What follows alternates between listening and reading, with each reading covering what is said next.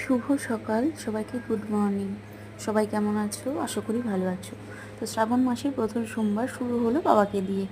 আমি বাজারে গেলাম, বাজার থেকে সব পুজোর যত জিনিস লাগে সব কিনে নিয়ে এসে বাবার মন্দিরে পৌঁছে গেছি। আমি একবারে স্নান করে বাজারে গিয়েছিলাম, কারণ ভাবছি ফল মিষ্টি তো নিয়ে চলে আসবো। নিয়ে একবারে মন্দিরে ওখানে গেলাম, পুজো টুজো দিয়ে মন্দির থেকে বাবাকে জল ঢেলে প্রণাম করে তারপরে দেখো এখন সবাই জল ঢালছে, তারপর আমি অবশ্য ঢালবো, দাঁড়িয়ে আছি তার জন্য। এবার আমার তো ভিডিও করে দেওয়ার জন্য কেউ নেই, তা আমি দাঁড়িয়েছিলাম, বাবাকে একটু দেখলাম, প্রণাম করলাম।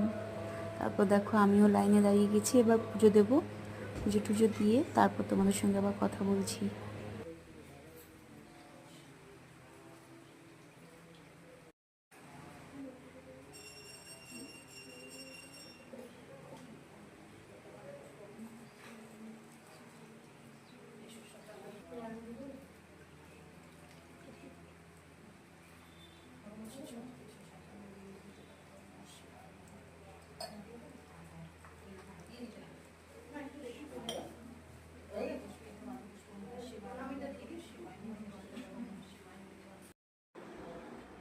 তারপর চলে এলাম মায়ের কাছে একটু মাকে দর্শন করো সবাই।